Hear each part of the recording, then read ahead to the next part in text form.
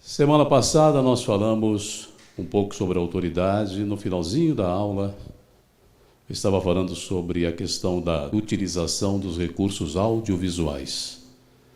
E hoje, antes de dar início à aula, eu vou fazer uma pequena abordagem sobre essa questão, ok?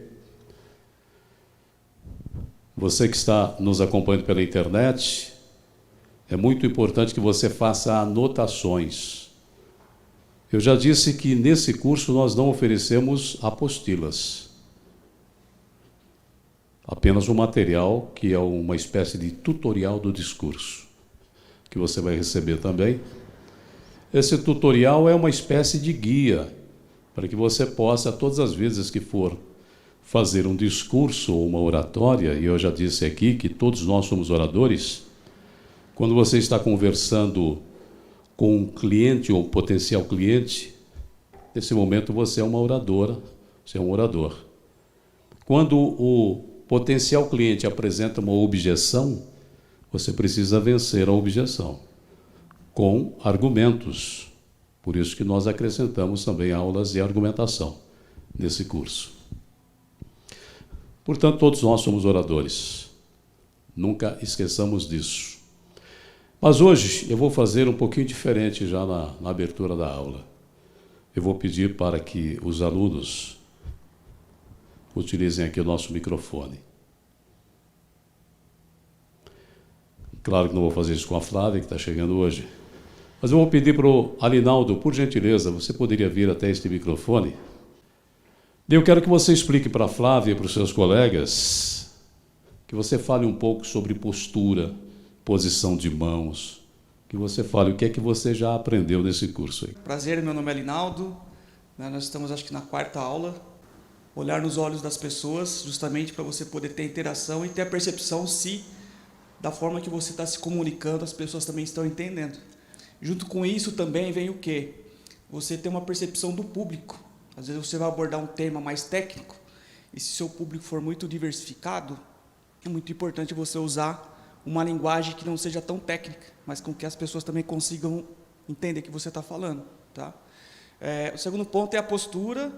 Então, nós falamos, quando você tem um espaço maior, é sempre importante você andar, né, articular, e ter o ponto do ninho dos gestos, que é justamente a posição que eu estou fazendo com a mão. Normalmente as pessoas tendem a colocar a mão no bolso, colocar a mão para trás, ficar meio de um lado, pelo nervosismo também, e também, às vezes, também por não conhecer, né, a forma de você se posicionar, a forma de você conduzir uma apresentação. Vou pedir para a Val também vir aqui falar um pouquinho, Val. Eu sempre farei essas provocações, né, porque o curso oratório não é só você ficar sentado escutando o professor. De vez em quando precisa vir e praticar. O aluno precisa se familiarizar com isso, se acostumar com isso. Por isso que a gente vai fazendo essas provocações. O Alinaldo falou um pouco sobre a postura, sobre a posição das mãos. Eu queria que você explicasse para a Flávia, para os seus colegas, para quem está nos vendo pela internet, essa necessidade que eu coloquei para vocês da escolha de um tema. Por que a gente pede para escolher um tema e depois nós vamos desenvolvendo?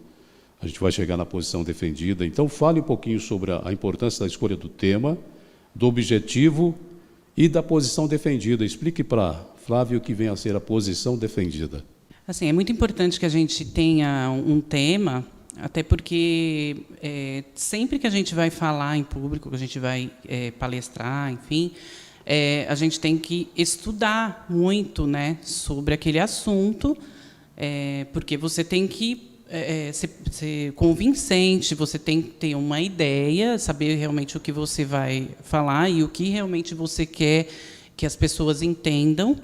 E aí você precisa de ter um processo, né? Então, você precisa antes ler sobre o assunto, entender não só aquilo que você defende, mas o que pode vir, por exemplo, de pergunta que não tenha nada a ver com aquilo que você defende, até porque, né, você precisa ter argumentações, você precisa...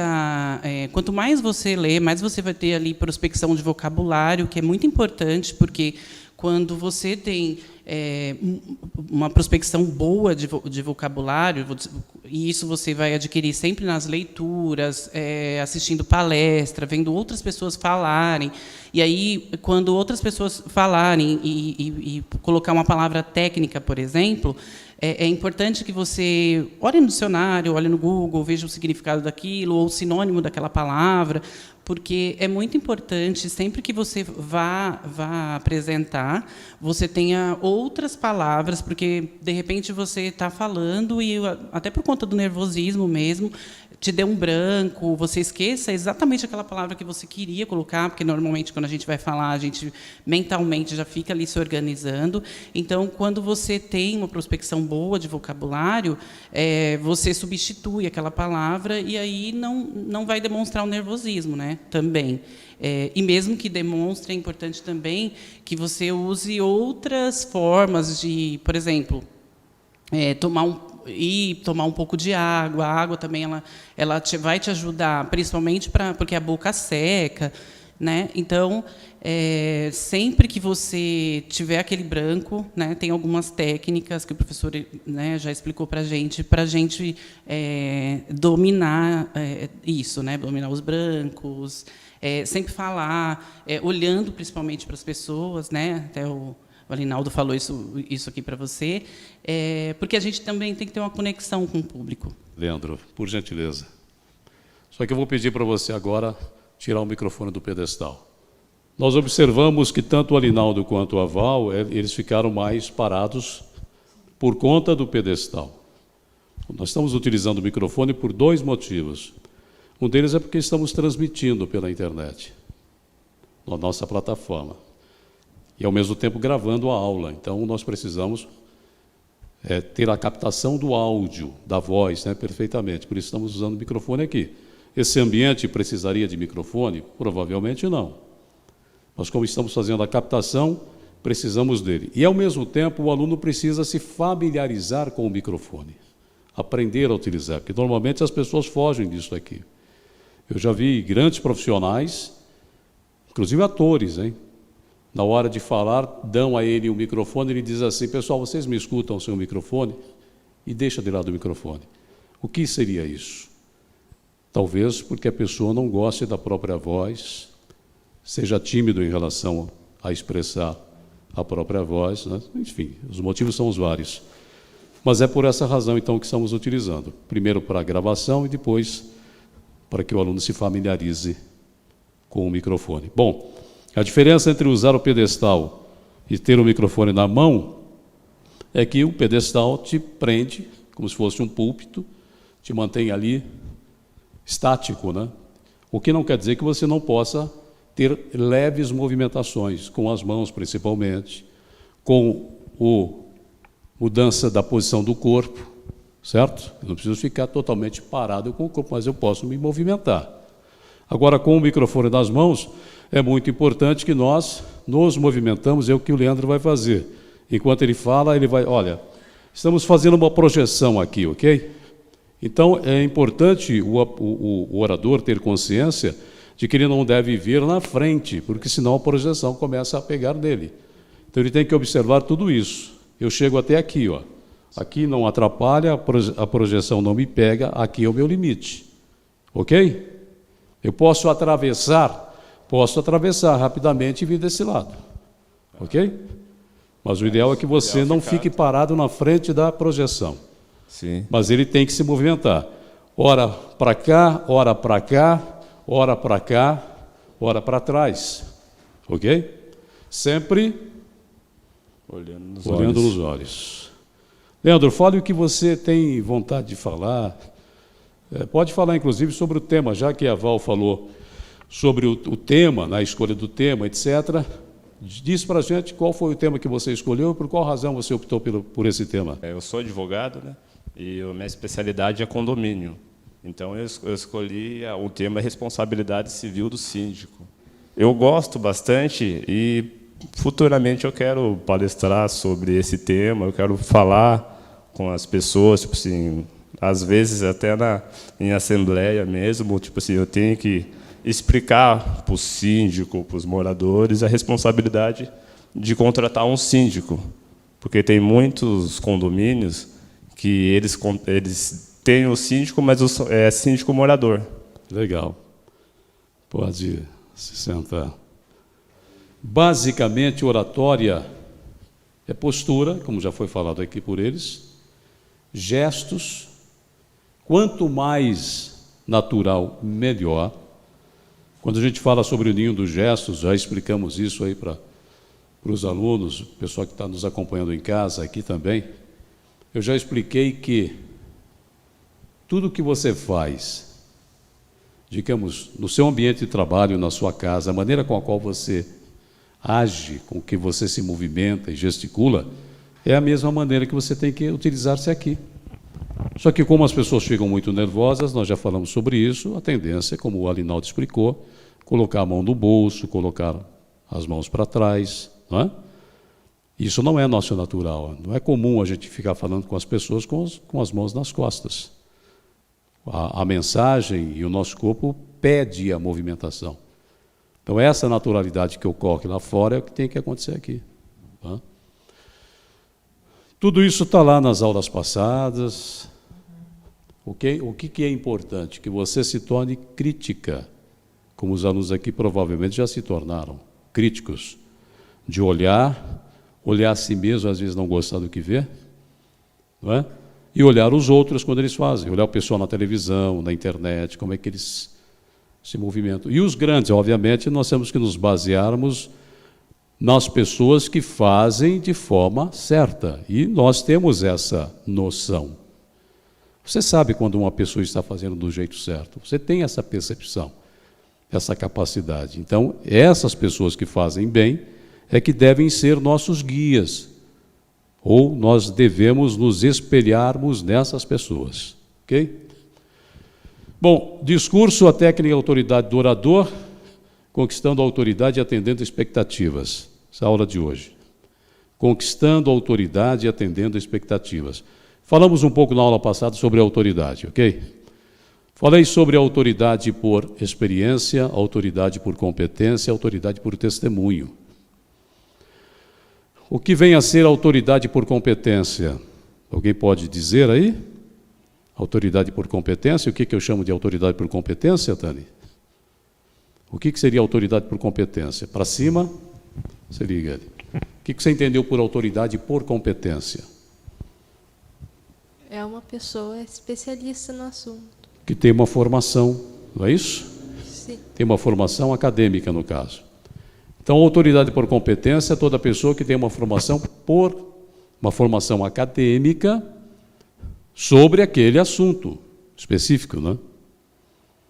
Alinaldo, autoridade por experiência. Passa por Alinaldo. Autoridade por experiência, ela está atrelada à bagagem da pessoa, de tanto ela praticar, né, pela sua trajetória, ela se tornou especialista.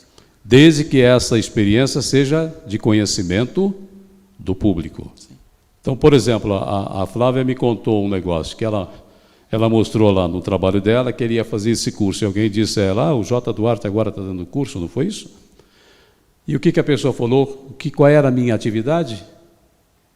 Radialista. Então, veja, o radialista, supõe-se que o radialista seja um falante. Então, peraí, vai ensinar oratória e o cara falava no rádio. Então, há uma coerência, não há uma coerência? Então, ela sabe que eu sou radialista. Então, isso é uma experiência de conhecimento, pelo menos daquele público, ok? Agora, quando a minha experiência não é de conhecimento das pessoas, eu devo apresentar, óbvio. Aliás, todas as vezes que eu vou fazer uma apresentação, se acaso eu não fui apresentado por alguém, eu devo me apresentar no primeiro momento. Não é? Eu digo, pessoal, eu gosto muito de falar e acho que é importante a comunicação. Os maiores conflitos, seja na família, seja no trabalho, seja na sociedade, esses conflitos se dão por erros de comunicação.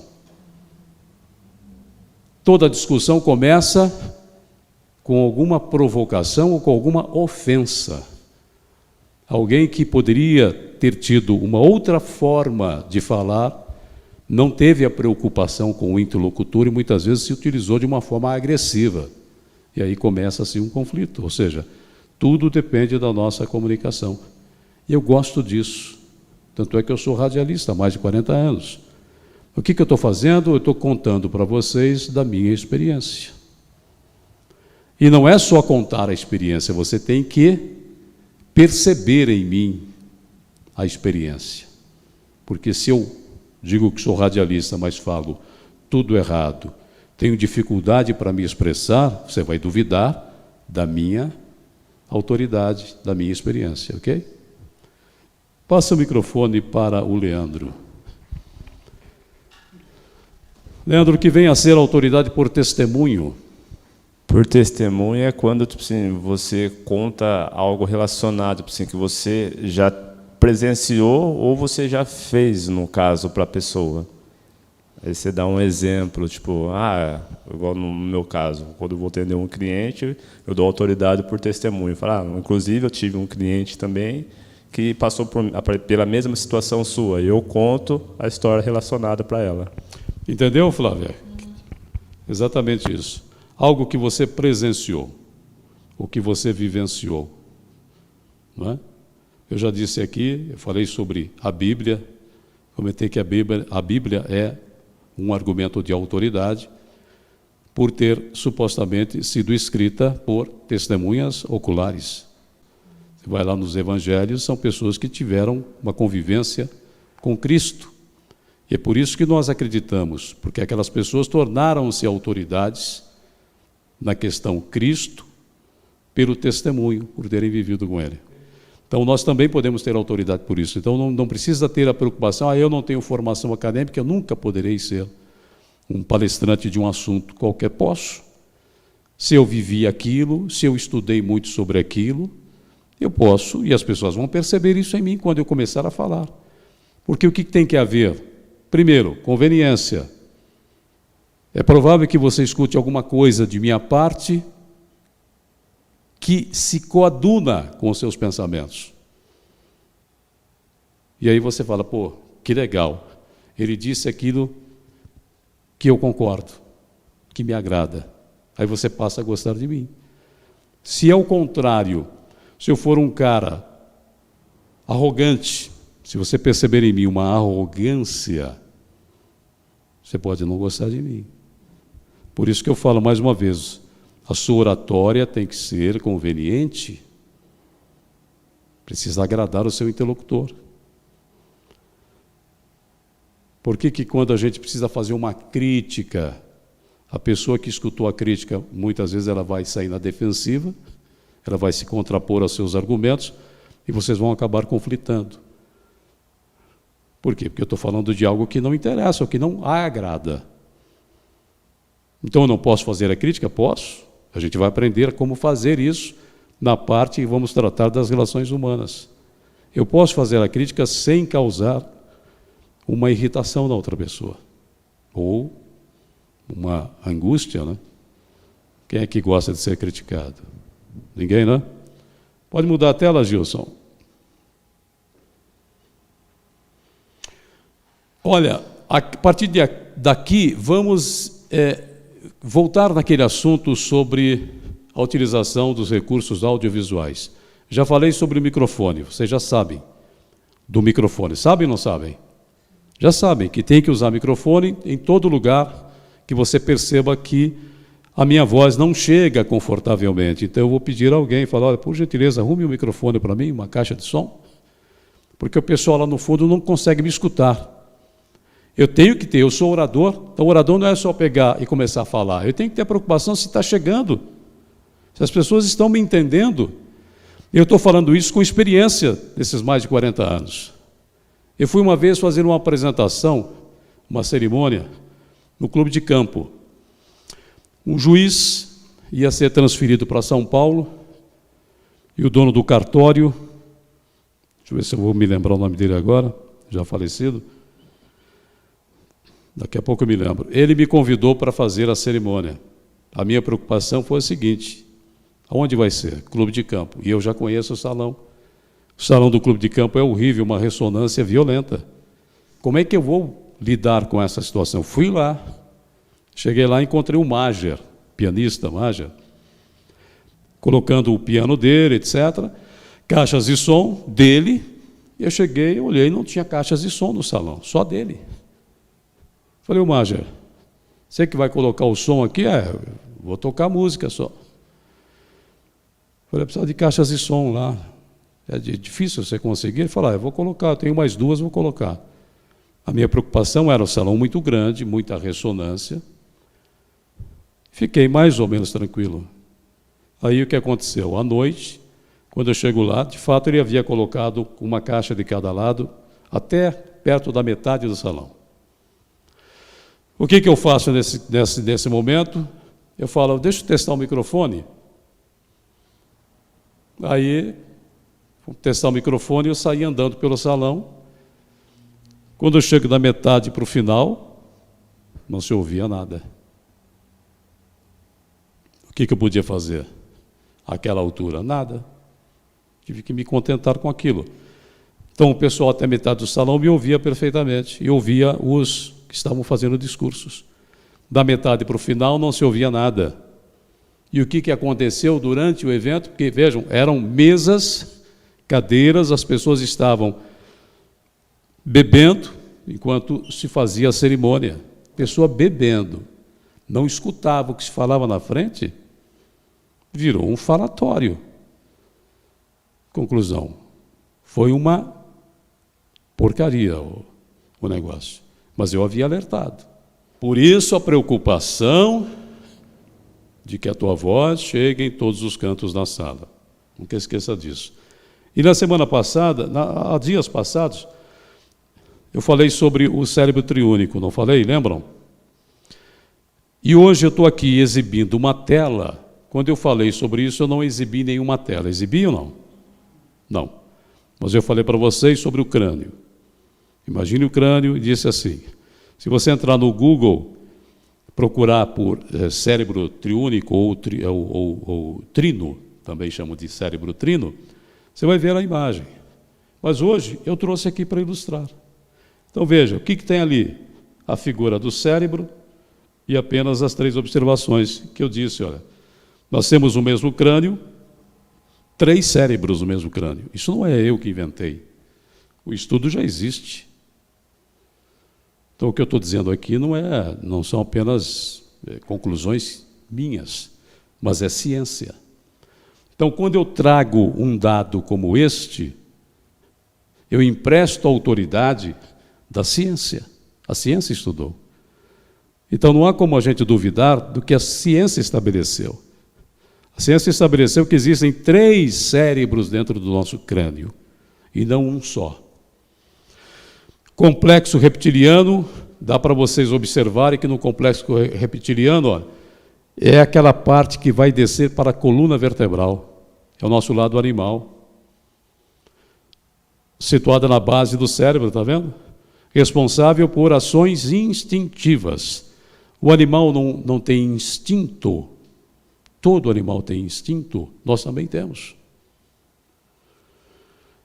Isso tem a ver com a motricidade, movimentos, é coisa física, puramente física.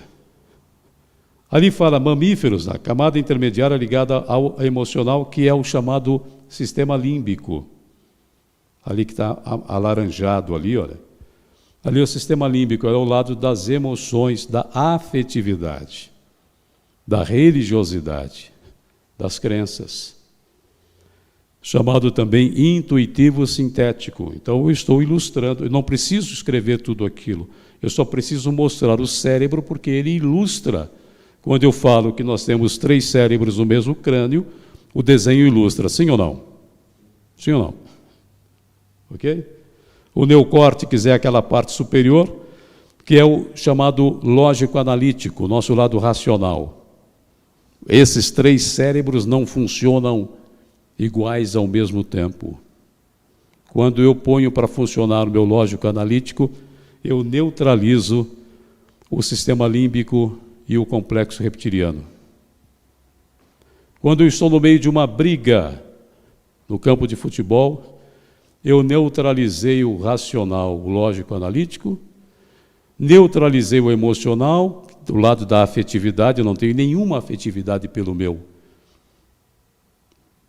adversário, e o que é ativado nesse momento é o meu complexo reptiliano, o meu lado animal, o instinto de sobrevivência. Eu estou atacando e me defendendo porque eu quero proteger a minha vida. Deu para entender ou não? Entenderam? Então isso é só para ilustrar para vocês que na hora de utilizar-se do recurso do PowerPoint, eu não posso colocar coisas demais escritas lá. Gilson, muda a tela. Vai entrar uma tela branca aí. Vamos imaginar que eu mostrei lá uma figura, agora eu quero a atenção de vocês para mim. Então, ao invés de eu deixar a tela lá, dividindo a atenção para a tela, eu jogo uma tela que nós chamamos de tela intermediária, uma tela branca ou preta, para não ter mais nada escrito lá. Com isso, a plateia vai se dirigir a mim, e aí a gente vai manter o quê? Olhos nos olhos, manter a conexão. Agora, se tem muita coisa escrita lá, a tendência é que cada pessoa fique olhando e fazendo anotações. E se eu necessito ler, porque as coisas não estão aqui, e sim lá nas telas, o que eu vou fazer? Eu vou ficar ou de perfil para vocês, ou de costa para vocês. E se eu fizer isso, eu perco exatamente a conexão. E se eu perco a conexão, você pode, nesse momento, pegar o seu celular para aproveitar para dar uma olhadinha no WhatsApp, por exemplo. Perdi a conexão. Pode falar. Você quer falar? Eu fiquei aqui pensando, quando a gente vai fazer uma palestra e uma parte do público, por exemplo, tenha, seja cego, deficiência visual, não sei exatamente o nome, que tem que falar certinho, mas porque aí a gente não vai ter essa conexão, Então aí a gente acaba tem algum segredo, tem alguma técnica, ou a gente tem que enfatizar mais a voz? Por um deficiente visual, no caso? Quando uma parte ou se fosse veja total. você. Nós somos seres de palavra viva, palavras vivas. O que quer dizer isso? Nós somos seres emocionais e a palavra tem muito poder sobre nós. O deficiente visual apura isso mais ainda. Ele apurou a audição dele de tal forma que ele consegue se concentrar e absorver melhor do que as pessoas que não têm a mesma deficiência. E se eu sou um orador que fiz também locução para oradores, eu vou saber trabalhar a minha voz para colocar mais emoção, mais ênfase. Essa pessoa precisa, tudo que você fala, ela tem que desenhar na mente dela. Então eu não posso falar depressa, eu tenho que falar como eu estou fazendo agora, dando tempo para que essa pessoa possa construir a imagem, não é isso? Sim. Hoje tem muitos apresentadores que quando tem algum deficiente, ele fala assim, olha, eu estou usando agora uma blusa vermelha, de manga comprida, estou usando, não tem isso? Tem sim. Para que ele possa imaginar como está a pessoa que fala. Então, se você, nesse curso, você obrigatoriamente vai se tornar uma pessoa com essa capacidade de emocionar mais as pessoas e vai diminuir o seu ritmo. Para que, se você tiver na plateia alguém que tem alguma dificuldade nesse sentido, ela tem tempo de construir as imagens todas na cabeça dela. Ok? E essa mudança de volume, jogando a voz para o grave às vezes, tudo isso são as nuances da voz que vai gerando uma emoção em quem escuta. Certo? Tá, obrigado. Tudo bem? A tela em branco, então, é para evitar que as pessoas fiquem olhando lá. É uma tela intermediária. Então, toda vez que você for fazer uma projeção, vamos imaginar que você vai apresentar uma tabela, tem muitos números, muitas coisas escritas. Você mostrou só para poder ilustrar, mas você não quer que as pessoas fiquem olhando lá nem copiando. Você joga, você não pode desligar o projetor, tá? Primeiro que o projetor, se você desligá-lo e tentar ligar ele imediatamente, pode correr o risco de queimar a lâmpada do projetor. E uma lâmpada de projetor não é barata. Hoje uma lâmpada dessa aí deve estar custando em torno de pelo menos uns R$500. Já custou mais, hein? Chegava a custar mais de R$2.000 uma lâmpada. Então você tem que tomar cuidado com isso. Então eu não posso desligar. Como é que eu faço? Para que as pessoas não fiquem olhando a minha tela. Eu jogo uma tela intermediária, uma tela branca, neutra. Tudo bem? Agora, Gilson, a próxima. Briefing do público. O que você entende por briefing do público? Fale, Val. Fale. É a descrição mesmo do público, faixa etária, uma forma geral assim das características mesmo do público e de uma pesquisa breve assim do que o público espera, enfim. Então o briefing é de fato o estudo do público, mas preciso me aprofundar nisso? Não, às vezes eu cheguei no local, tem que conversar rapidamente com algumas pessoas para entender, né? Mas quando você é convidado a falar com alguma antecedência, você pode e deve pesquisar um pouquinho sobre as pessoas que vão assistir. Eu fui convidado para fazer uma palestra na Cúria Diocesana, da Igreja Católica, por um grupo de pessoas que visitam hospitais, visitam pessoas doentes. Eu tenho uma terminologia específica para esse grupo, eu não vou me recordar agora, mas são pessoas da Igreja Católica que fazem visitas em hospitais e em casas de pessoas que estão doentes. Mas aí eu precisava saber qual é o objetivo, sobre o que eu vou falar. Nesse caso, eu não escolhi o tema. Aqui nós estamos pedindo para você escolher o tema, para a gente desenvolver a oratória em cima do seu tema escolhido. Mas nesse caso, não. Eu precisei perguntar qual é o tema, sobre o quê?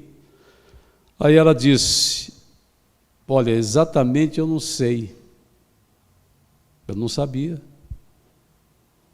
Aí eu tive que querer entender tudo, né? Qual é, afinal, o seu objetivo? Eu perguntei para ela. E quem são as pessoas que vão assistir? Aí que ela foi me dando detalhes. Então eu fui tentando entender o público.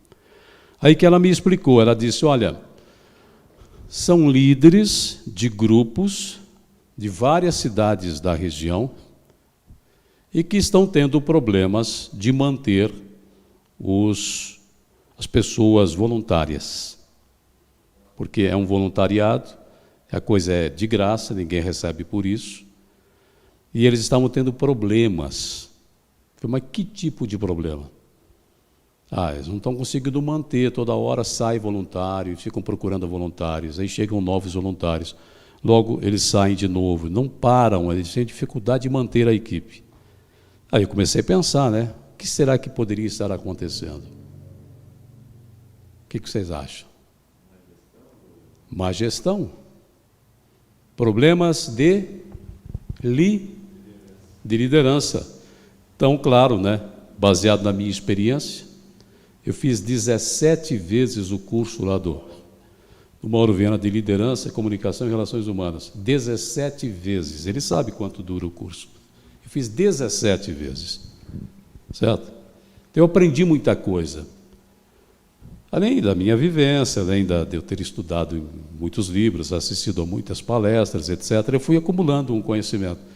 Então, ali eu comecei a me preocupar. Falei, tem um problema de liderança. Eu falei, sobre o que eu vou falar? Sobre liderança especificamente? Falei, eu vou me concentrar num tema chamado expedição de ordens. Porque o líder precisa dar ordens. Mas como é que você dá ordem para voluntários, que não são obrigados a fazer? Né? Então eu falei, peraí, eles não sabem disso. Talvez o próprio líder, na hora de passar uma tarefa, ele está sendo, às vezes, muito autoritário. Isso afasta as pessoas que não são obrigadas a fazer aquele serviço. Então, baseado nisso, eu estabeleci meu tema, expedição de ordens. Explicar para eles o que é uma ordem direta, o que é uma coação, o que é uma ordem por sugestão, o que é uma ordem através do pedido, o que é apelo a voluntários, para explicar para eles que muitas vezes o problema, a dificuldade estava ali. Bom, foi um show, até eu me surpreendi com a minha palestra, falei, não esperava que eu fosse fazer tão bem e que as pessoas ficassem tão felizes com aquilo. Aí no final eu recebi um vaso de flores. Ela perguntava, quanto você vai cobrar? Eu dizia assim para ela, nada. Não vou cobrar nada, vou fazer por... Não são voluntários? Então eu me coloco também como voluntário, vou fazer de graça. E assim eu fiz. Só que me deram um vaso de flor de presente, olha que legal. Flores? Fiquei meio assim, falei, acho que eu vou dar para uma delas, para uma das senhorinhas mais velhas, acho que eu vou dar o vaso de flor. Mas comecei a pensar bem, falei, vou chegar em casa, minha mulher vai perguntar se eu ganhei alguma coisa ou não. Se eu disser que ganhei um vaso de flor e não levei para casa, ela vai brigar comigo. Eu fiquei pensando, eu falei, então é melhor levar. E tinha um cartãozinho dentro, né?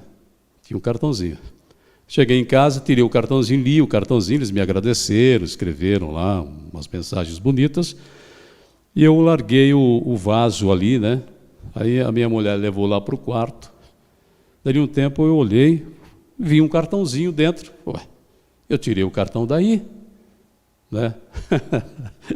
Falei, tirei o cartão. E quando eu peguei aquele segundo cartão, tinha dinheiro lá dentro. Olha, eles não me falaram nada. Quase que eu dou o vaso embora.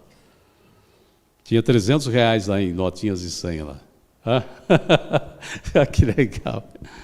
Quase que eu dei o vaso embora, gente. Eu dar o vaso à mulher. Eu fiquei feliz. Falei, puxa, que legal isso. Então, o briefing do público é você conhecer o público. Se não dá para conhecer com muita antecedência, quando você chega no ambiente, você tem que... No teatro acontece isso, hein? O teatro, peça de teatro, já fui várias para apresentar a peça, etc. Fica todo o elenco olhando pela cortina preta. Entendeu, não?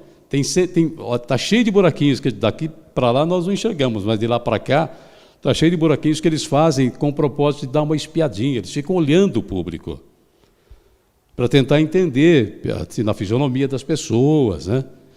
Percebe? Então a gente tem que fazer a mesma coisa. Eu já falei, o que nos põe medo, na verdade, são os olhares, não são as fisionomias. Então por que a gente tem que dar uma olhada em todo o público, varre mesmo com os olhos e tenta encontrar no público pessoas com semblantes mais simpáticos. Essas pessoas é que vão me dar força aqui, então eu vou olhar para elas, mais para elas, do que para as pessoas que estão sisudas, ok? Então, todos os truquinhos. Então, conhecer o público, saber quem são, se são profissionais da mesma área. Imagina, eu vou falar sobre corretagem de imóveis. Para quem eu vou falar? Para um grupo de corretores. Vamos imaginar que eu tivesse, sei lá, 30 anos, e eu olho na plateia, tem gente lá com 50, 60, 70, tem gente com muito mais experiência do que eu. Isso pode me colocar medo, não pode? Então eu preciso perguntar, essas pessoas que estão aqui, o que são? Não, são só vendedores, corretores. Eu estou vendo gente com idade mais avançada, não, são pessoas que saíram, se aposentaram e agora estão ingressando na área. Então eu já sei que não são especialistas. Então eu vou conhecendo, isso vai me deixando mais à vontade. Não é? Então conhecer o público é muito importante, até para que o meu discurso seja um discurso conveniente àquele público.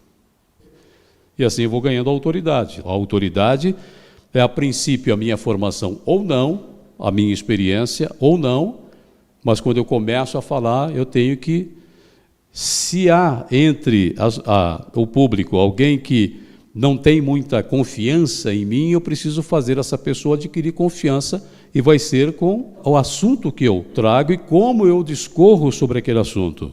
Eu estou fazendo uma exposição numa tela, um PowerPoint, e eu coloquei a primeira palavrinha, só aquela palavrinha, eu não coloquei tudo aqui na tela. Senão as pessoas começam a escrever e começam a querer antecipar o que eu vou falar. Então essa é, olha, tela branca escrito em preto. Nada de fazer telas super coloridas, com letras coloridas, com variedade de letras, porque vai tornar um negócio bagunçado e sem condições das pessoas entenderem. Então ali é a sobriedade total. Só o que eu vou falar. vai ficar o que eu já falei. O que eu já falei, tudo bem, não tem problema, já falei, as pessoas já entenderam.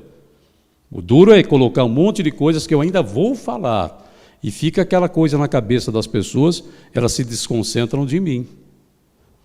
O respeito ao público. Respeitar o público, mais uma vez.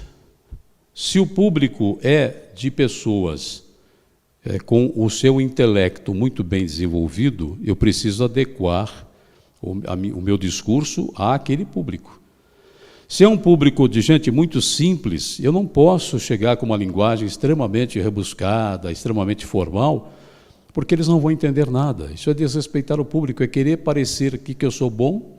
Eu até já contei uma história, não sei se o Alinaldo estava na aula. Às vezes o palestrante ele está mais interessado com a performance dele do que com a compreensão do público. Eu já vi muito isso acontecer. O cara fala, não dá para entender nada do que ele está falando, ele está preocupado com ele. Então tem um cara que começa a fazer malabarismo com laranjas.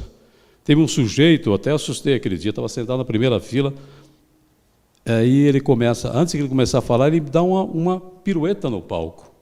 Levei um susto, achei que ele tivesse caído, né? Não era, deu uma pirueta. Para que isso, gente? Que maluquice é essa? Mas tem gente que faz isso. Veja a Leila Navarro. A Leila Navarro, ela vem toda esvoaçante, né? Ela bota umas roupas bem largas, porque ela é cheinha, então ela, para tirar a atenção da complexão física dela, que aqui nós já falamos sobre isso, ela então põe uma roupa que não vai chamar a atenção para o corpo dela. Só que ela sai assim, ela bota uma música alta, uma música agitada, e ela vem lá do fundo, ela vem toda espalhafatosa, vem, senta no colo de um cara aqui, sai dali, senta no colo do outro ali. Ela não senta no colo das mulheres, senta no colo dos homens. E fica fazendo isso, até chegar no palco. Para quê, gente? Que loucura é essa? Ou seja, ela está mais preocupada ela ser a estrela total, né, do que propriamente aquilo que ela vai falar. Então isso é uma coisa que não precisa disso aí. Respeitar o público é respeitar essas coisas, é se vestir bem, é se arrumar bem, é não se atrasar. Eu posso até atrasar a palestra, porque vamos imaginar que parte da plateia não chegou ainda. Geralmente eu tenho que chegar antes, todo mundo tem que ver que eu já estou lá. Tem que começar às 10, mas eu estou vendo que tem muita gente que não chegou ainda. Eu poderia começar em respeito a esses que estão aqui, mas os que se atrasaram por motivos, eles não tinham controle sobre aquilo. Imagine que pegaram um trânsito conturbado ou tinham dificuldade para achar o local. E eu não tive a paciência de esperá-los. Mas e quem já está lá? Eu desrespeito? Não. Eu começo a trocar ideias com eles, enquanto as pessoas chegam. Eu não entro no tema ainda. Eu vou trocando ideias até que as pessoas possam chegar, sem que esse público aqui perceba que eu não entrei no tema ainda. Eu estou fazendo isso para dar uma satisfação a essas pessoas que estão aqui, sem comprometer o entendimento dos que ainda estão por chegar. Em geral, a gente espera pelo menos uns 10 minutos, 15 minutos. A gente vai esperando, vai dar uma enroladinha. Quando percebeu que não tem jeito mesmo, aí ok. É respeitar essas coisas. Por isso que eu falo assim, oratório envolve muitas coisas, não envolve só o que você vai falar, envolve o ambiente. Está calor, gente? Vocês querem que ligue o ar-condicionado ou não? Não? Essa é uma preocupação que você tem que ter. Conforto ambiente. Certo ou não? Conforto térmico, melhor dizendo. Conforto térmico. Se a temperatura estiver totalmente desconfortável, atrapalha quem fala, atrapalha quem escuta. Você tem que ter uma certa exigência com relação à qualidade. Você tem que mostrar a qualidade, mas também tem que ter a preocupação com a qualidade de tudo que está envolvendo aquele momento. Tem uma aguinha aí para o pessoal, tem um cafezinho, percebe? Essa preocupação tem que se ter. E o respeito é você se posicionar de forma respeitosa. Nada de colocar roupas extravagantes, penduricalhos que atrapalhem. Tem gente que põe muito volume no bolso da calça, né? Homens têm mania de colocar carteiras no bolso da calça, então fica aquele volume enorme na frente. Isso é desagradável também, porque isso é um ruído da comunicação, faz com que você fique olhando naquilo, não é? Então é muito perigoso. Eu falei aqui sobre o Mário Sérgio Cortella uma vez, sobre a complexão física dele, né? Ele geralmente usa um blazer aberto, porque ele tem a barriga um pouco saliente, então para que aquilo não fique sendo o ponto de referência dele, ele põe algo para disfarçar aquilo. Então, isso tudo é respeitar o público. Então, é um público que me obriga a ser mais formal, é um público que está mais à vontade, mais, como é que fala? Tem um termo certo agora. Mas, enfim. É confortável, mas tem uma outra palavrinha que, de vez em quando, foge essas palavrinhas. É que não tem outra para substituir essa, nesse caso específico. Mas já eu me lembro. Despojado. É um público mais despojado, então eu posso estar mais à vontade também. Existe a linguagem coloquial e a linguagem formal. A linguagem formal é uma linguagem, por exemplo, se eu vou falar sobre direito para um grupo de advogados, eu vou usar uma linguagem mais formal para esse público. Mas se são leigos que não entendem nada disso, eu posso ser coloquial, ou seja, eu posso usar a linguagem do cotidiano, a linguagem comum, porém sem erros gramaticais, erros de concordância, não pode ter, porque mesmo a pessoa mais simples, ela percebe isso. E quando você erra, você joga fora a autoridade, que é o que nós falamos até agora, sobre a autoridade do orador. Falar errado, o orador não pode, como um professor não pode, certo? Então, respeitar o público é tudo isso. Se vocês quiserem complementar, fiquem à vontade, em curso de oratória, para todo mundo se manifestar. Pode mudar, Gilson. Como eliminar distrações e a hostilidade do público por meio da técnica da fina reputação prazelar. Olha, o que seria uma hostilidade? Público hostil. O que é um público hostil? O que é um público hostil? É um público que não esteja muito preocupado, está tranquilo ali, não está tão conectado e interessado no assunto. Também, exatamente. Olha, aí você se pergunta, anunciei a palestra, ou anunciei o curso, e as pessoas vieram para a palestra ou para o curso por livre e espontânea vontade. Por que elas haveriam de serem hostis com relação a mim? Elas podem se tornar hostis se elas perceberem em mim arrogâncias. Se eu emitir minha opinião, presta bem atenção nisso, hein?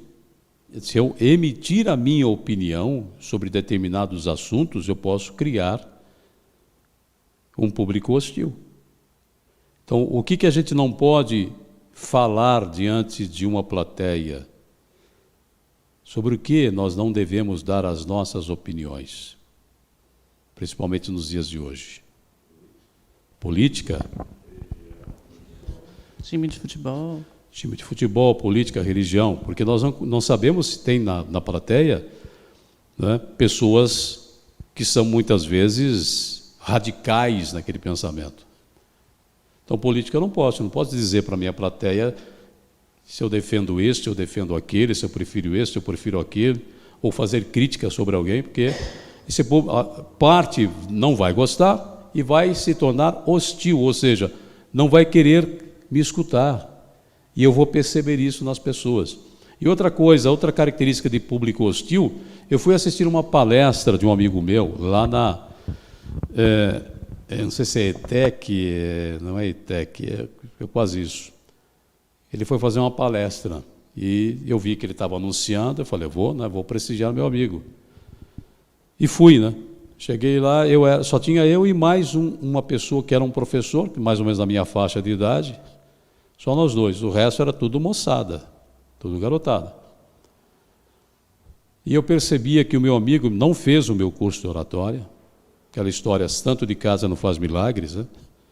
É um cara que eu já convidei diversas vezes, mas nunca vem, porque se acha, né? Acha que já sabe tudo, mas estava lá.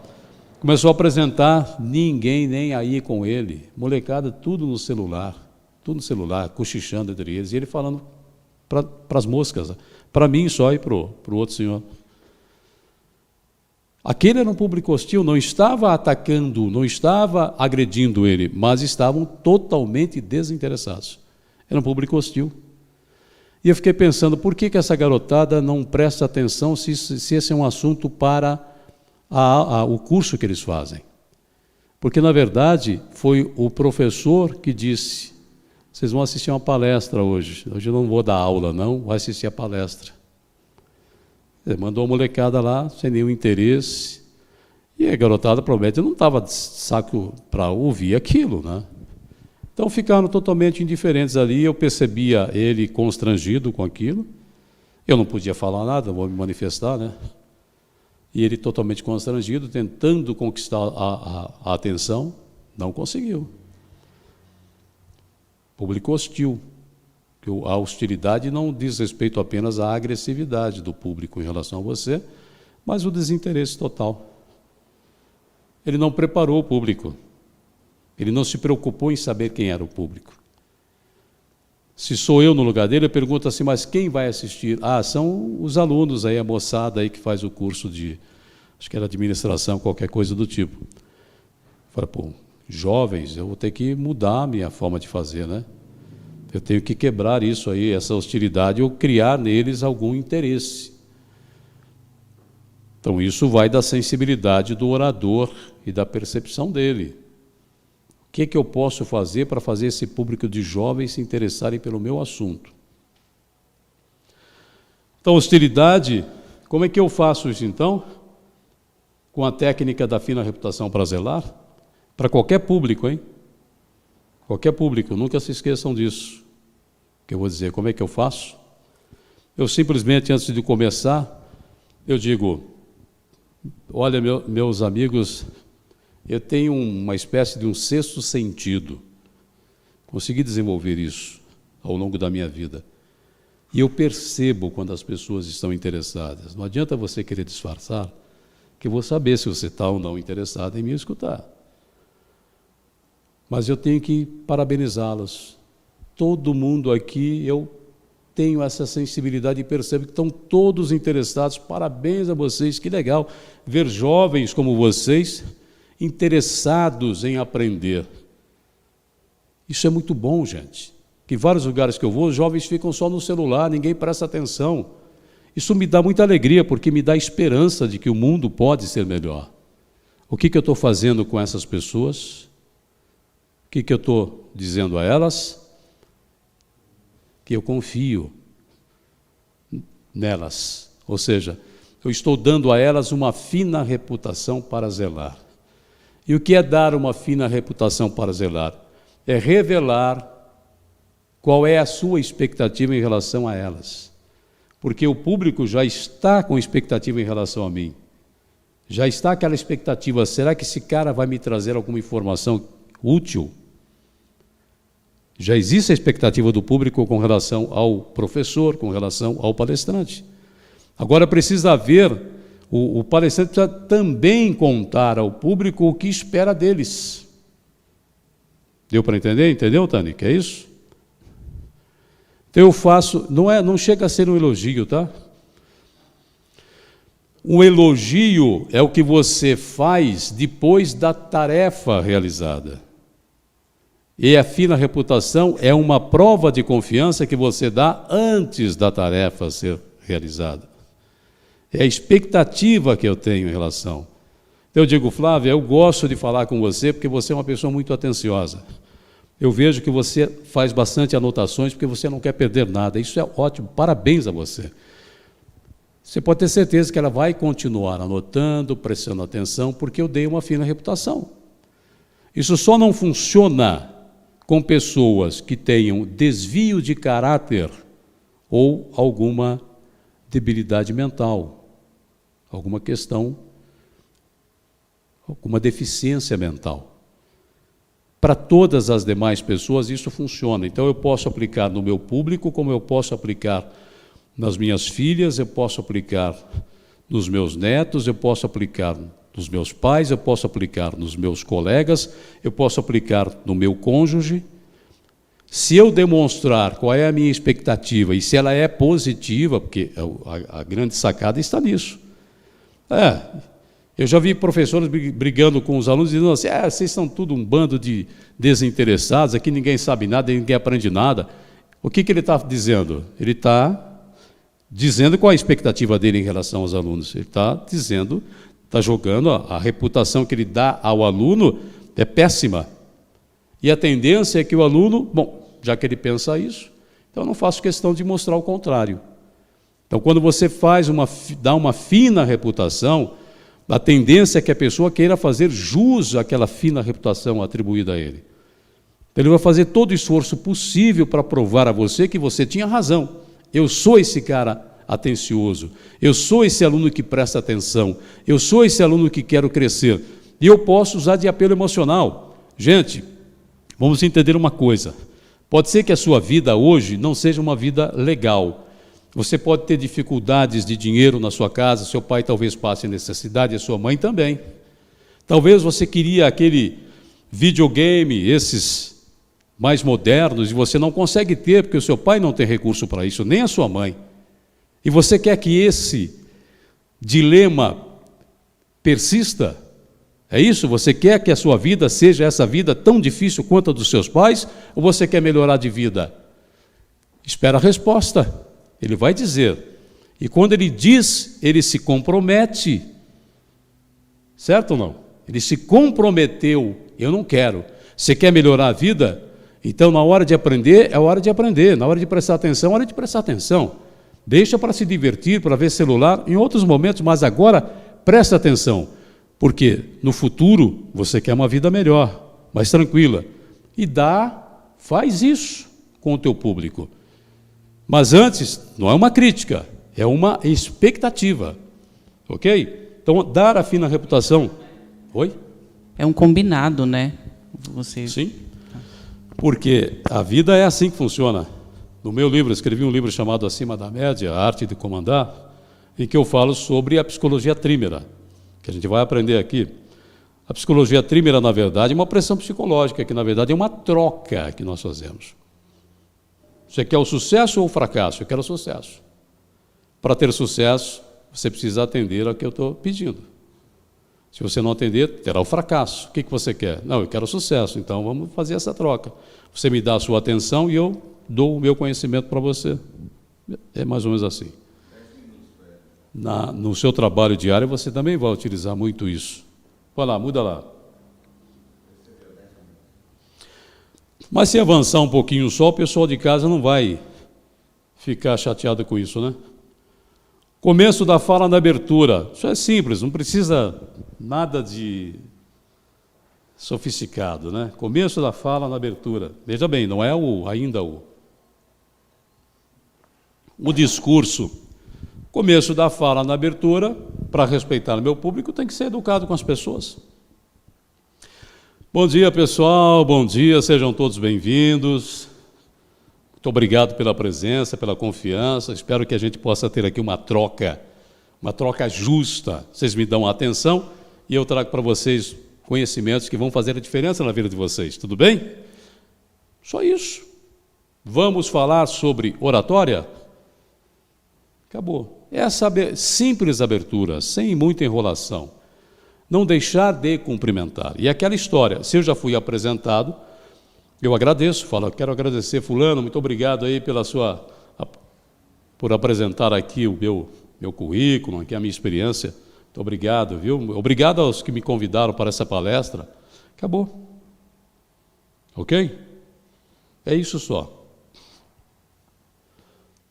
Aqui, minha gente, vocês que nos acompanham pela internet, aqui a gente tenta acolher o aluno da melhor forma possível, com educação, com respeito, e a gente serve aqui um cafezinho, uma aguinha gelada, uma bolachinha, para transformar um ambiente num ambiente conveniente também. Então, oratória é tudo isso. Não é só o que eu falo, como eu falo, mas tudo que envolve o espaço. As pessoas precisam chegar, se sentir à vontade, serem bem tratadas, tudo faz parte da oratória, são as preliminares, né? No amor, dizem que as preliminares são a melhor parte, não é? Então, assim também na oratória, as preliminares deixam com que a plateia se sinta à vontade, as pessoas, enfim, fiquem mais seguras daquilo que elas vão aprender, vão receber, e assim por diante. A introdução é aquilo, olha. Começo da fala, abertura, eu cumprimentei as pessoas, agradeci pela presença, ou não, posso agradecer, posso não agradecer, posso, em vez de agradecer, posso parabenizá-los. Parabéns a vocês por estar aqui numa manhã de sábado, assistindo aula de oratória, puxa vida, parabéns. Aí eu vou para a introdução. Gente, eu vou falar sobre a autoridade do orador. Vocês vão entender o quanto isso é fundamental. Orador que não tem autoridade será um orador medíocre. Um orador que não vai conquistar plateias, que não vai impactar positivamente a plateia. Pronto, já fiz a minha introdução, ok? Muda lá, Gilson. Como desenvolver discursos envolventes e impactantes é o que eu falei, tudo o que eu falei. Eu preciso atender à expectativa do público. Para que seja impactante, eu preciso trazer novidades. Eu trouxe para vocês alguma novidade, algo que vocês não sabiam? Sim ou não? Sejam sinceros. Eu estou trazendo alguma coisa que é nova para vocês ou não? Hã? E aí vocês, é óbvio que à medida que eu falo aqui, vocês estão refletindo aí, não estão? Vocês não estão feito desculpe a expressão, tá?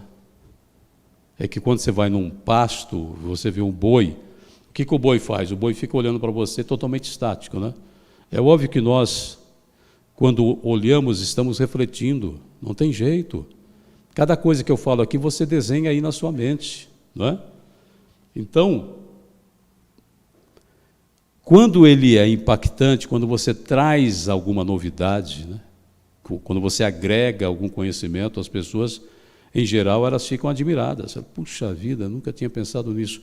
É esse impactante aí. Eu trazer alguma coisa, porque eu falei, Flávia, que o curso de oratória, ele não propõe mudar as pessoas. Ele propõe provocar insights, momentos de percepção. Por isso que eu disse no início que eu não costumo dar apostilas. Eu não tenho um plano específico que é repetido o tempo todo, em todos os lugares. Por quê? Porque isso tende a padronizar, e nós não somos padronizados. Cada pessoa é uma pessoa em especial. Então eu preciso respeitar isso. Então eu não preciso padronizar. Eu só preciso trazer conhecimento. E cada um aproveita aquilo que julgar essencial para ele. Então as fichas vão caindo. Essa é a intenção do curso oratório, provocar exatamente isso, cair as fichas. Então, para ser um discurso envolvente e impactante, tem a ver tudo aquilo que eu falei desde o princípio. A minha voz, se todo mundo está me escutando, se eu tenho uma velocidade na minha fala que permite as pessoas desenharem na cabeça delas à medida que eu vou falando. Esse cuidado. Por isso, tudo tem a ver com percepção. Tá?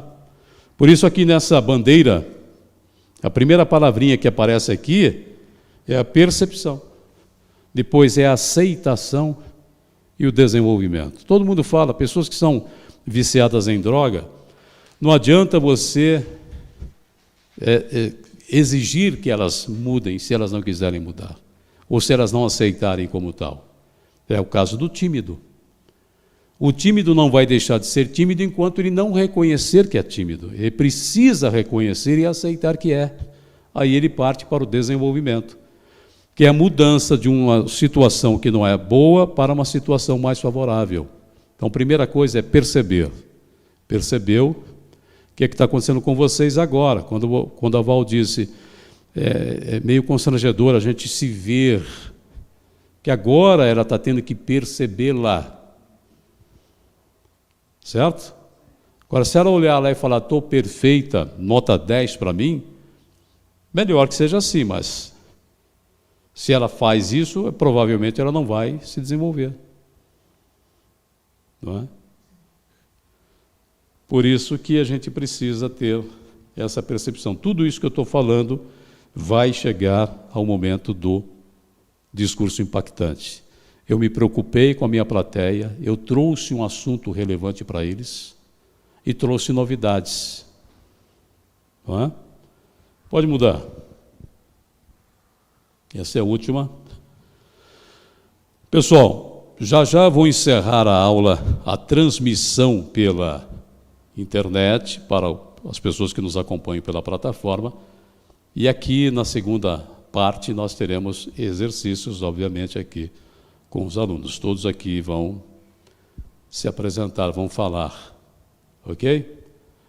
A escolha do tema, isso eu já falei em outras aulas, definição do objetivo e a posição defendida. Se isso está aqui, é porque provavelmente na próxima aula a gente vai se aprofundar nisso. Flávia, escolha um tema. Vamos imaginar que você foi convidada para uma palestra, para assistir a uma palestra. Então, uma amiga sua disse assim: ô Flávia, vai ter uma palestra lá no SESC, quer ir comigo? O que você pergunta para ela? Sobre o quê? Então, o tema importa, certo? Vamos dizer, ela te convidou para uma palestra e você tem a opção de ir ou não ir.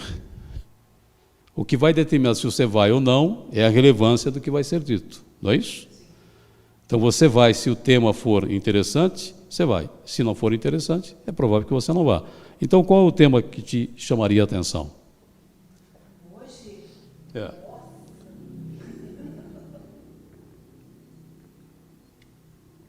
Que palestra você gostaria de assistir ou iria assistir? Pessoal de casa, a mesma coisa, hein? E eu vou ter que defender essa tese daí, né? Sim. Dá o microfone para lá. Depois você pode mudar, mas a princípio vamos pensar num tema. Dos temas que você gosta, que te agradam, diga um deles. Bom, o meu objetivo é crescer profissionalmente. Então, eu vou buscar um tema que esteja envolvido com a minha profissão, que Ótimo. é corretora de imóveis. Tá. Então, como corretora, eu vou buscar um tema... Que difícil, não? Tá vendo? Que difícil pensar Por que é tema. difícil, então? Por que é difícil, às vezes, a gente falar em público? Porque a gente nunca pensou em nada. Não. Né? Nós nunca pensamos em nada. Então, eu vou falar sobre o quê? Então, né, bate aquele vazio. Fala, aí, por isso eu fujo, eu deixo de falar, porque eu falo, não sei.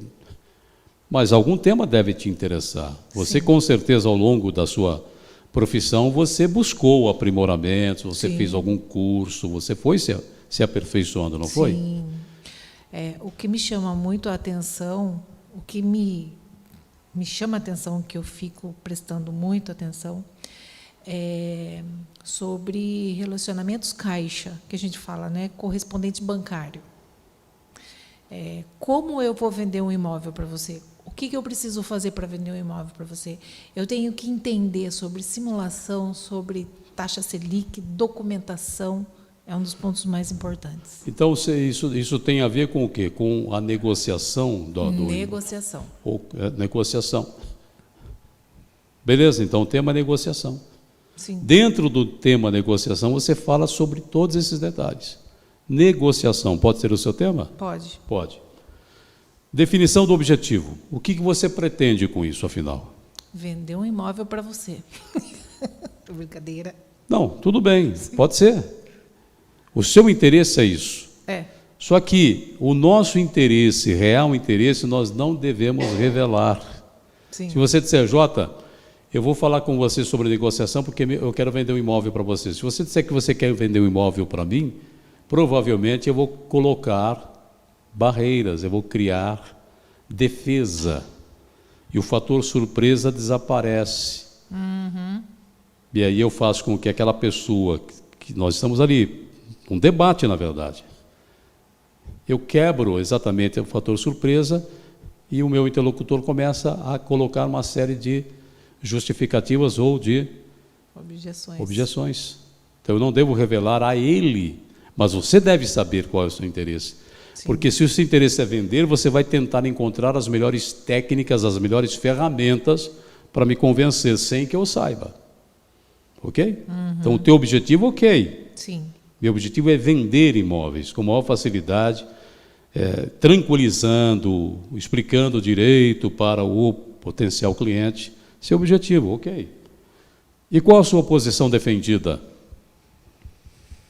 Gente, em casa, o que é posição defendida? Prestem atenção. Deixa eu achar aqui, peraí. O que é posição defendida? Eu acho que eu perdi essa aula. São aulas passadas que você vai assistir. Posição defendida é o quanto você conhece do assunto, perfeito. o quanto você domina o assunto. Essa preocupação é legal. Sim. Então, assim, para eu falar sobre esse assunto, sobre esse tema, eu preciso conhecê-lo. Sim. A posição defendida, você não vai revelar ao seu interlocutor, é o que está em você, é o quanto você é apaixonada por aquele tema, é o quanto eu me aprofundei naquele tema. Não pode restar dúvidas. A pessoa com quem eu falo, ela não pode sair da nossa conversa insegura. Ok? Entendi. Então eu tenho que, de fato, ser uma pessoa com didática, ou seja, eu tenho que saber explicar direitinho. Não pode haver dúvidas, porque eu posso prejudicar uma pessoa, se acaso não expliquei direito. Então eu quero ser ética com o meu interlocutor e quero ter competência ou autoridade pela minha experiência, certo? Então é isso. Então, posição defendida é o quanto você é apaixonada pelo tema. Por isso que eu falo, não fale sobre aquilo que você não gosta de falar e não fale sobre aquilo que você não conhece. Que você vai quebrar a cara e não vai se sair bem. Sim. Certo? Entendi. Então é nesse sentido. Então, posição defendida é o quanto eu domino o assunto, o quanto eu sou apaixonado, porque quando você estiver falando sobre aquilo, pela sua paixão, as pessoas vão perceber. Vão ter segurança em você. Essa semana mesmo eu estou colocando um imóvel para alugar, inclusive coloquei lá também na Miguel Imóveis, está lá. A pessoa que falou comigo, ela foi super atenciosa. Ela esclareceu tudo. Fiquei feliz com aquilo. Olha que bacana, a pessoa, você percebe que ela sabe do que está falando. Aí você sente o quê? Segurança. Segurança. Não é? Segurança. Então, posição defendida é isso. Até aqui, gente, alguma dúvida? Podemos encerrar essa primeira parte hoje? Você que está em casa, mais uma vez, eu repito, eu preciso que você faça uma gravação. Nesse caso, pode ter o telefone em pé para que apareça o corpo todo. Eu preciso disso. Você tem que falar para eu escutar a sua voz, a sua dicção. Senão fica difícil eu te analisar. Então, você que ainda não mandou o vídeo, por gentileza, faça isso. Manda um vídeo pelo WhatsApp, você de corpo inteiro, diga seu nome, de onde você é, o que faz profissionalmente, o que você espera obter com o curso de oratória, e fale um pouquinho sobre o tema que você escolheu, qualquer coisa. Não fique preocupado com a ordem lógica nem nada, é só falar um pouquinho para eu sentir se você tem algum conhecimento do tema. É muito importante isso, hein? É possível falar sobre qualquer assunto? Desde que você tenha tempo hábil para estudar sobre o assunto. Eu posso falar sobre alguma coisa que eu não domino, desde que você se prepare. Para isso a gente vai fazer pesquisas. Vai no Google, procura lá. Escreve sobre o tema, vai aparecer uma infinidade de artigos sobre o tema. Você vai ler, vai fazer uma compilação, tudo aquilo que você julga interessante você anota. Só o que é interessante, que você não tem muito tempo para falar, então você vai, evidentemente, optar por aquilo que tem maior relevância. E aí é uma questão de sensibilidade. Lembra quando o Leandro falou aqui na frente? Falou sobre o porquê ele resolveu falar e eu o interrompi e disse, olha, você está dizendo que você vai falar porque gosta, não. É ver o que é relevante na tua fala. Para quem? Para você ou para o outro? Tem que ser para o outro. Tudo é assim na vida, né? Quando você foi pleitear um emprego, Você não foi falar do seu interesse, o que você esperava da empresa, mas o que você poderia oferecer à empresa. Sim ou não? Não é isso que o entrevistador espera? Como é que você pode contribuir com a nossa empresa? E se eu dissesse a ele, não quero saber como eu posso contribuir com vocês, eu quero saber como é que vocês podem contribuir comigo. Ele está dispensado, cara. Não vou nem continuar. Não é isso que acontece? Ou seja, a sua preocupação tem que ser com o outro. Se eu quero transformar meu discurso, minha oratória, numa oratória conveniente, eu preciso saber qual a expectativa da outra pessoa, o que ela espera de mim, quais são os desejos, quais são os seus medos. Não é? Na parte de relações humanas, a gente vai tocar muito nesse assunto. A minha preocupação, a minha empatia com a outra pessoa. Senão eu não serei bem quisto por ela. Senão o meu discurso não será impactante. Ok? Às vezes a gente, na internet, né, às vezes no WhatsApp, uma colega manda uma mensagenzinha. Isso deve acontecer com vocês diariamente. Aí você lê a mensagem e fala, nossa, você estava precisando tanto disso. Sim ou não? Não acontece isso com a gente? Sim. Parece que a pessoa adivinhou, né? Porque aquela mensagem nos diz alguma coisa, nos alivia de alguma angústia às vezes, nos encoraja. Então veja, aquele é um discurso impactante para nós, que a pessoa sem talvez nenhuma intenção mandou, ou até tinha intenção. Puxa, vou mandar uma mensagem para a Val que eu senti que ela está precisando hoje. E mandou. Você leu aquilo, calhou. Fala, nossa, precisava disso hoje. Não é isso? Então o meu discurso tem que ser assim. Quando eu começar a falar, você fala, caramba, quanta coisa esse cara me falou que eu nem podia imaginar que era assim. Esse é o nosso objetivo aqui. Ok? Muito obrigado a você que nos acompanhou aí de casa. Segunda parte aqui. Se você quiser estar aqui também para exercitar como eles, você vai ter que vir presencialmente. Né? Se não for possível, infelizmente, vai ter que ficar aí pela internet, mas, mais uma vez, para você exercitar aí, eu preciso te avaliar. Então, reforço o pedido. Manda um vídeo para mim durante a semana. Grande abraço a você e até a próxima aula.